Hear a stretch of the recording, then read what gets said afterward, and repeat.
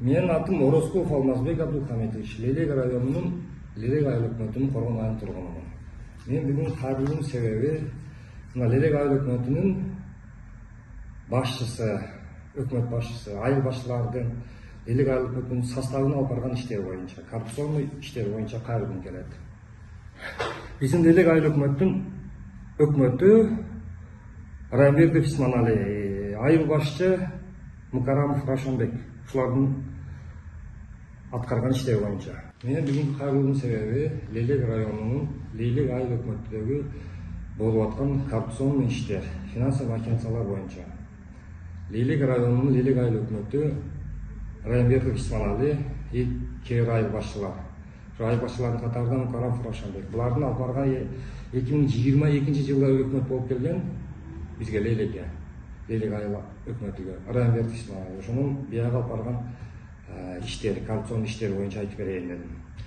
Мынакей, биринчиси Лелек айыл өкмөтүнүн Лелек айылына 2022-жылы стадионго газон төшөлүш үчүн акча бөлүнгөн 510 000 сом. 2022-жылы ал иш бүткөн, кагаз бетинде комиссия акт прием болгон, комиссия 5-6 адам член комиссия болуп калып алышкан. Бирок азыркы күнгө чейин эч нерсе жок. Стадион бузулуп талканып атат. Газон салынган эмес. 2022-жылы бул прием болуп бүткөн иш. Аткарылды, бүттү деп комиссия болуп калып алган. Андан соң ошол эле жылы Кара Суу айылындагы көпүрө, мост. Более 1,5 миллиондон көбүрөөк акча сумма. Анын 1,3 миллион туруктуу өндүрүштөн бөлүнгөн, калганы жергиликтүү бюджеттен бөлүнгөн. Ал көпүрө 2022-жылы бүттү, эрлер кабыл кылып алган, баягы эле дежурныйлар комиссия, член комиссия болуп кабыл кылып алган. Анан ошол көпүрө бүтүп, ошол эле жылдын аягында мынча айтканда көпүрөнүн 40-ы чыга элек, көпүрөдө жаракасы кетип турат. Бул видеода далилдер бар бардыгы. Анан Актерек айылдагы спорт площадка 1,5 миллион бөлүнгөн, 2023 бүтүш керек эди, 2024 август бүтө элек. Ага да 1,5 миллиондон көбүрөөк акча сакталган. Анда туруктуу өндүрүштөн 1,250 000, 1,300 000 бөлүнгөн. Бул стадион дагы эле бүтө элек. Эң кызыктуусу бул жерде 2022-жылы Лелек айылдагы спорт площадкага 510 000 бөлүнгөн. Ошол ишти тендерщик Аяна КЖ деген тендерщик аткарган. Аткарган эмес, мындайча айтканда, алган. 2022-жылы аткарган эмес, ошол эле Аяна КЖ тендерщикке 2023 Актеректеги стадионду берип атат. Ал бүгүнкү күнгө чейин бүтө элек. Бул кандай түшүнсө болот? Значит, булар бардыгы тендерщик, айыл өкмөт составы бардыгы сговор. Акчаны урдаш үчүн. Андан сырт, Коргон айылында бир спортзал курулган. Ошол спортзалдын ичиге эмелектер баягы ковер, мата, ушундай сыяктуу немелер, тренажерлорго 600 000 бөлүнгөн деп бир жыл бою айтып келди. Эл ызылдай бергенден кийин ал сумма 448 000ге түштү. Бирок ошол 448 000ге да ошо дал келбейт, дагы деле спортзал ачыла элек турат. Бирок аны да кабыл кылып алган баягы эле дежурныйлар, 5-6 дежурный, арасында ушу жергиликтүү кеңештин депутаттары да бар.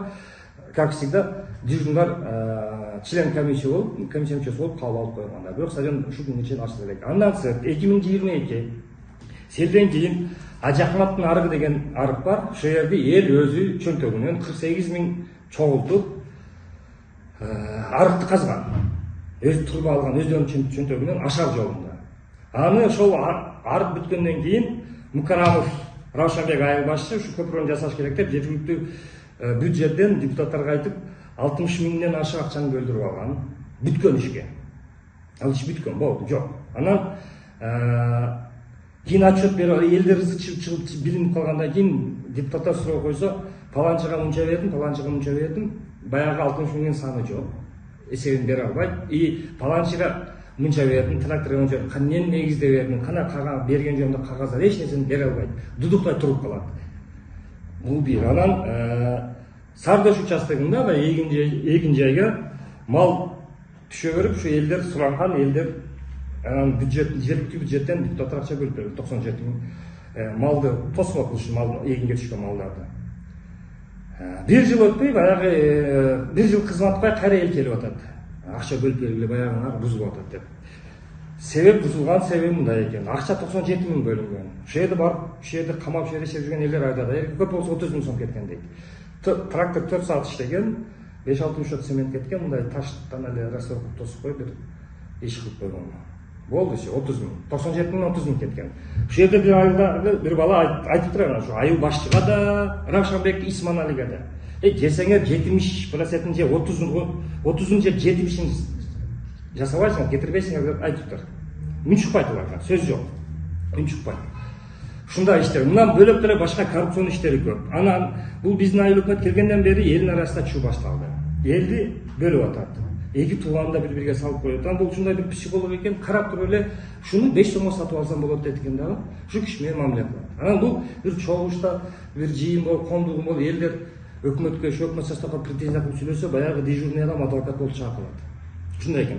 21 жергиликтүү кеңештин депутаттарынын арасында 10дон ашыгы мындайча айтканда өкмөттүн жүгүртөгү. Өкмөт отур десе отурат, кечиресиздер, осур десе осурат. Өкмөттүн кандай иш алып атканын прекрасно билет, бирок өкмөттү баягы жыйындарда мактайт. Атаул, элул деген даңк бериш керек деп. Жакшы иштеп атат, кайра келиңиздер деп. Ушул депутаттар арасында ушуну мактагандар бар. Депутаттар прекрасно билет кандай иштеп атканын бирдемени. Эл ушундай экен, арасынан дежурныйлар таап алган. Кроме того, бул Исманали өзүн ушунчалык баягы сезип кеткен, всемогущий, кандай десем, элдик айыл өкмөттүн элини эл катары көрбөйт, депутаттарын депутат катары көрбөйт. Эл аякыбыздын депутаттарын сөгөт. Мемлекеттер бюджеттти бекитип белгиледи. Өздөрүнүн отчету жок. Канча бюджет бар? Бюджет 8,5 миллион бар. Мына 24-кө силер бюджеттти бөлүп беришиңер кетпей, Энинграндияда депутаттарды сөгөт. Буга да далил бар. Эми өздөрү отчет берилген эмес. Өзү каякта жүрөт, эки айыл башчысы, бир бухгалтер келип между собой ызылдашып отчетту бере албайт, годовой отчет. Анан депутаттарга түндө звонок кылып сөгүнөт. Энинграндияда эмнеге бюджет бөлүп бербейсиңер деп. На самом деле, мен билишим боюнча годовой отчетту өкмөт башчы өзү болуш керек. Бул дагы бир неме. Ушул боюнча анан мен бул өкмөт менен да сүйлөшкөм да телефондо. Анан кимде эле болсо ушул баягы буга критика кылып неметкен адамдар болсо, элдер болсо бар, сотко бар, прокурорго бар, арыз жаза бер. Мен таптаза иштейм деп ушинтип айта берет экен. Ошол себептен немеге кайрылган жокмун, прокуратура менен сотко кайрылган жокмун. Анан мен сол телефондон мен звонок кылганда мага да айткан, кааласаң алмаз бар, прокурорго бар, сотко бар, мен таптаза иштейм деген. Анан мен таң калдым. Бул ушунчалык уверенно айтып аткандан кийин эки жолу бар. Сотко бара бер, прокурорго бара бер дегенде бир эки жолу бар да. Биринчи жолу бул таптаза иштейт чынында эле. Экинчиси сот, прокурор бардыгы баягы тил табышпаган все у него там схвачено, ошон үчүн уверенно айтат. Анан биринчиси атпадайт, себеби мындай далилдер турат. Экинчиси жергиликтүү бийлик, жергиликтүү баягы контролирующий органдар менен васяс болуп алган, дос болуп алган. Сиз кимдерге кайрылдыңыз? Мен ГКМга кайрылдым. Райондук Лелек районундук ГКМга кайрылдым. 18 июнь күнү барганмын. Акыркы күнү кайрылуум бүттү, 12 август күнү. 2 ай убагым кетти. Эртеге күз күн, жаз келсин, күз келсин деп бир аудит кабыл алышпады. Мына телефондо болгон бүт мына көпүрө, мост, баягы стадион, газон, бүт немелерди телефондорго жиберген. 2 айга жакын аудит таба алышпады. Анан кийин 2 айдан кийин арызымды Баткенге жибер деди, почтадан. Баткенге жибердим почтадан. Жиберип ага айтып кой деди, жиберип ага телефондо бар, жиберген квитанцияны эмеге жөнөтүп койдум. Ошо ГКМдин кызматкери Адилет деген бала, жашыраак бала, жаш бала. Андан 12 август күнү ал болгон. Анан 27 мага айтты, анан сизге аз күндө барабыз, сиз менен байланышабыз. Акимге кирип комиссия түзөбүз, ошол иштерди бүт сиз жардам бериңиз, барып көрсөтүп беребиз деген. Анан күтүп отурдум, жок, 15 күн өттү. 27 август күнү Баткенге келдим, областной ГКМга. Начальник өзү жок экен, бир кызматкер чыгып, сиздин арызыңыз каралат, ооба, кароосуз калбайт, азыр отпускной сезон, ушул августтун аяга чейин сизге жооп барат деген бойдон жок болуп кечээ мага 10 сентябрь күнү мындай жооп келиптир. Бул жооп Баткен облусунун Лейлек райондук бөлүмүнүн Лейлек район бөлүмүнөн мага жооп келипти да. Кыргыз Республикасынын Улуттук коопсуздук мамлекетинин комитетинин сиздин арызыңызды карап чыгып төмөнкүлөрдү билдирет. Текшерүү чараларында жыйынтыгында Лейлек айыл аймагынын башчысы Райымбердиев Исманали Жумабаевичтин жана Чоюнчу айылынын башчысы Мукарамов Равшанбек Атамбековичтин мүмкүн болгон мыйзамсыз аракеттери тастыкталган жок. Бир. Анан ошол эле учурда жаралган пикир келишимдерди сот органдарына кайрылуу аркылуу жарандык гражданский право мыйзамдарын алкагында чечүүнүбүздү сунуштайбыз дейт. Эми караңыздар, тастыкталган жок дейт. Мен ушул тастыкталган жок деген суроого айтып коеюн. Бул Лейлек райондук отделден келиптир, ГК менен. Начальник СТ Каратаев. Райондук кызматкер Адилетке ушул видеолор бүт жөнөткөн. Телефонда сохранение болуп турат. Видео, фотосу немелерин бүт баарын айдаган. 2022 жылы баягы мост кеткен, трещинасын аны көз боюнча кылып койгон, стадион талканалып атат.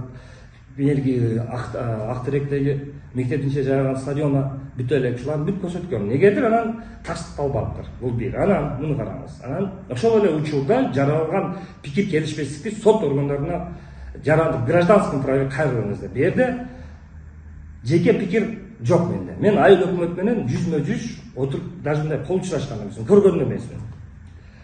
Телефон менен сүйлөшкөн 3-4 жолу ошол баягы андай туура эмес иштери боюнча. И Мукарамов Рашанбек деле отуруп чайда ичкен эмес, эч нерсе кылган эмесмин. Эч кандай менде жеке пикир келишпестик жок. Менде как жаран, как к Райымбердиеву Исманали нет никаких претензий. И также Мукарамову Рашану нет никаких у меня претензий. Мне претензия, мен доматарым бар, Лейлек айыл өкмөтүнүн башчысы и Чоюнчу айылынын айыл башчысы Мукарамовго менин претензия. Кылган иштери боюнча претензия. Башка менде андай претензиям жок.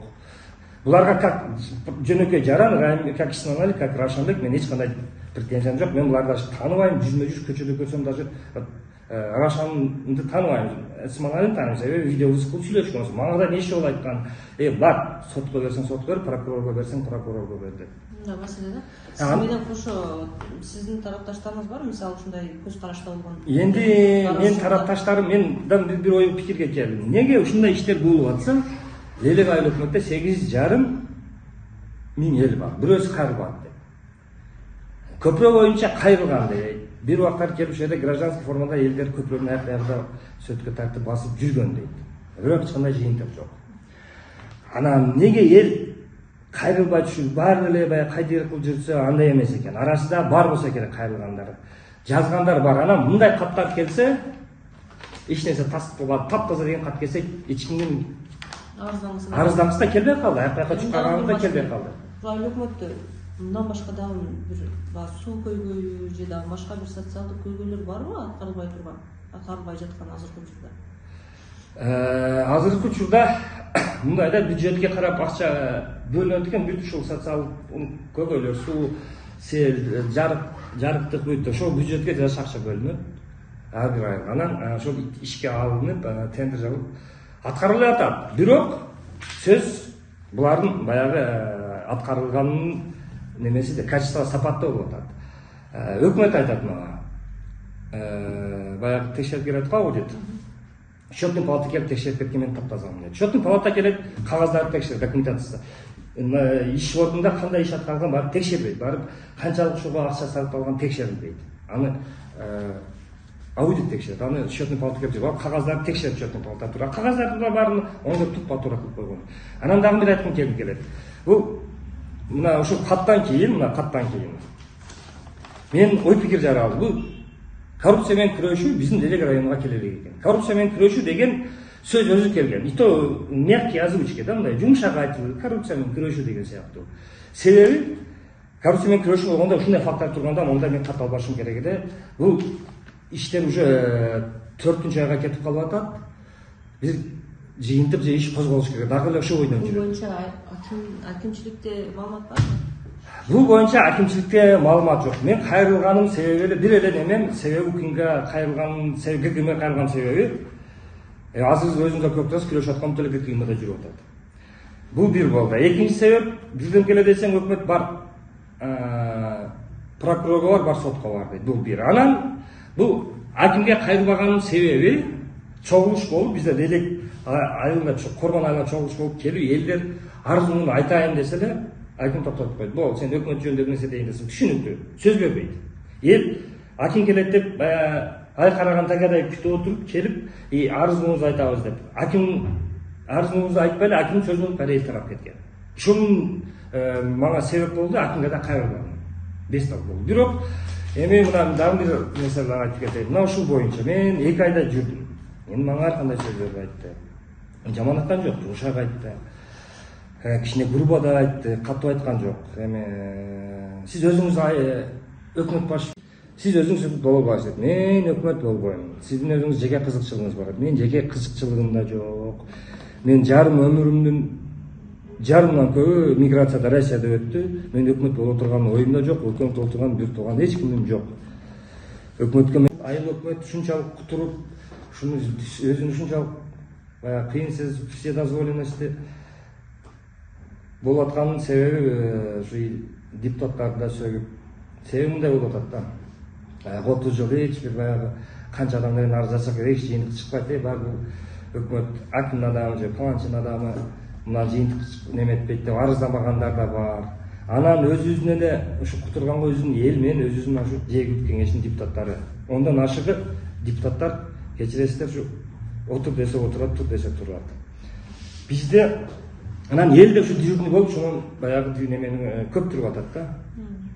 Өкмөттү. Ога биздин өзүнүн элибиздин да, өзүбүздүн баягы элибиздин бардыгы эмес, 5-6 эсептелүү эле баягы 5 сом семечка фурш деп коет, бизде 5 сомго сатылгандар.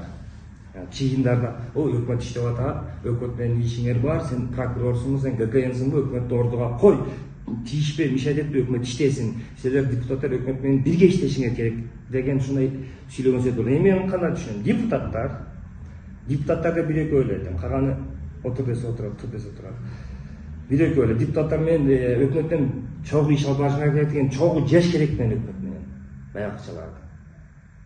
Ушундай элебиз кызык да, силер тоскоолчулук атасыңар, өкмөттүккө мишайт этип атасыңар, мишайт тоскоолчулук иштесин. Силер өзүнчө прокурор болуп алдыңар, ГКН болуп алдыңар. Ал ушул баягы дежурныйлардын ойго койсо өкмөт менен кошулуп иштеп, бөлүшүп жеп жүрүш керек экен. Депутаттарыбыз да ушундай.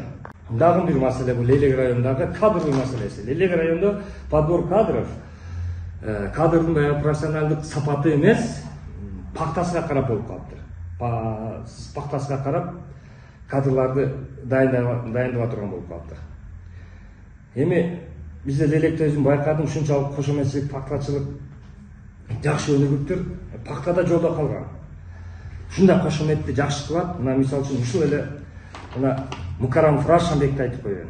Мукарамов Равшанбек Исманалиев Рамир Исманалиевдин өзүнүн менчик машинеси, бир синего цвета, көк цвет машинеси бар, ошого шофер болуп алат, жеке личный водитель болуп алат.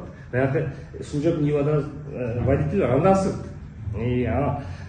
макул айдай берсин. Андан сырт өкмөттүн папкасын көтөрүп алат. Энди бизде Элек айыл өкмөттө, биздин айылда бул Равшанбек жөнүндө Сүмбүл деген кличкасы бар. Баягы Султан Сулеймандан койгон. Эми мен ушул бул биз эле Элек районунда эмес, бир эле Равшан эмес, башкасын да байкадым. Бир эле Электин эмес, ушу Разакты деле, башка неменди деле башка бактадым, байкадым. Бизде пакта деген нерсе уже модадан калыптыр. Бизде азыр Саратанда шефтин тердеп ысып баягы дискомфорт болбосун деп Саратанда кондиционер болуп кетишет. Бирок Чилдеде паровой отопление болуп берет, үшүп калбасын, шефиздин көчүгү деп. Пакта жолдо калган бизде. Бизде ушундай неме өткөн кошометчилер азыр Саратанда кондиционер болуп берет, Чилдеде паровой отопление болуп, буржуйка демек, именно паровой отопление, комфортно, удобно, чтобы чувствовал себя шеф его, ушул шеф деп өлүп калат. Ушул кайрылган себептери ушундай. Ушул Элек районуга көңүл буруп коюңуздар, кадровый маселесиге, аткарылып аткан иштерине, Бул бир эле Лелек айыл өкмөтүндө эмес, бүт эле айыл өкмөттөрдө ушундай тендерлерден ушундай иштер аткарылат. Бүт аткарууга алынган, аткарып бүткөн иштерди барып текшерсе, бөлүнгөн акчага туура келбейт. Во-первых, смета завышенный болот. И текшергенде ошол реальный сумма кете турган суммага да жетпеген акча сакталган болот. Мисалы үчүн, реальный баасы ошол бир ишке арык же бир суу чыгарга, бир жарыктандырууга 300 миң болсо өзүнүн ушу кетчү баасы. Муну обязательно смета 400 миң кылып жазат. Аны тендерщик 200 миң коротуп ошо ишти бүтүрүп коет, чала-чалтып. Мисалы үчүн 150 турба деген жерге 100 турба кылып коет. 1000 метр деген жерге 700 метр турбаны коет, ягын аркы кылып касып коет. Суу анын элге жетпей калат. Себеби арыктан аяка чачырап сиңип, ушун жетпей калат, ызы чуу болуп жүрө берет. Ошол себептен кайрылдым. Ушундай азыр мынакей 2-3 жылдан бери коррупция менен күрөшүү катуу кетип аткан кезде бул биздин айыл өкмөт эми мынтип чардап вседозволенный болуп жүрсө бул туура эмес. Бул бессмертный экен же эмне экен? Же бул баягы эле методко салат. Эл барбайт, эл неме жергиликтүү бийлик менен Василь жакшы мамиледе болсом, эч нерсе болбойт деген ойдо жүрөт. И менимче жергиликтүү бийлик муну колдоп турат, мындай рас жооп келгенден кийин. Билбейм. Карабаңыздар бересиздер. Мынакей мына мост. Баткен облусунун Лелек районунун Лелек айыл аймагынын Кара Суу айылындагы мост. 2022 жылы салынган. Кичине эле мост. 1,5 миллиондук мост. 2022 жылы салгандан кийин 40 чыга элек мосту мынтип жарака кеткен. Мына жараканы мынтип көзүмө окшул кылган, мына каралып турат. Тосуп коебуз деген. Бул мост 2022 курулган туруктуу өндүрүш фондунан 1 миллион 250 миң и жергиликтүү бюджеттен 250-300 миң бөлүнгөн. Бирок, караңыздар, кичинекей эле мост. Ушул мост ошол эле жылы 2022 жылы эле жарака кеткен. Мынакей караңыздар. Жарака кеткен. Көрүңүздөр, мына мост жарака кеткен. Нерден жарака кеткен? Мына мост. Кичинекей эле мост. Мына бияктан жаракасын изи мынакей. 2022 жылы бул мост бүттү кылып, буну акт прием кылган дежурныйлар, баягы эле өкмөттүн дежурныйлары муну акт прием кылып кол коюп берген. Ана кантип ушинтип мост трещина болуп аткан кезде кантип прием кылган билбейм. Ал кезде сүрөтү бар ошол жылы 2022 жылы. Нер вообще жаракол ажырап аткан. Азыр булардын нерди шагыл сеп трамбовка кылып койгон. Бул дагы финансовый махинациянын белгиси. Бул көпүрөк чингиле бир жагынан кеткен эмеспи. Бул эми айыл өкмөттүн айыл башчысы, өкмөт башчы менен тендерщиктин иши. Канчасы 1,5 миллион, канчасы мостко жумшалган, канчасы чөнтөктөргө кирип кеткен. Мына футбольный мини-поле Лелек районунун Лелек айыл аймагынын Лелек айылындагы мини футбольный поле. Муну акыбалын карап коюңуздар. Бияк жак айрылып атат, мына сеткасы. Бир жак канаты тосмосо ошол эле жыгылып кулап атат. Бул полеге 2022 жылы мына полеге газон төшөлүш үчүн жергиликтүү бюджеттен 510 миң сом бөлүнгөн.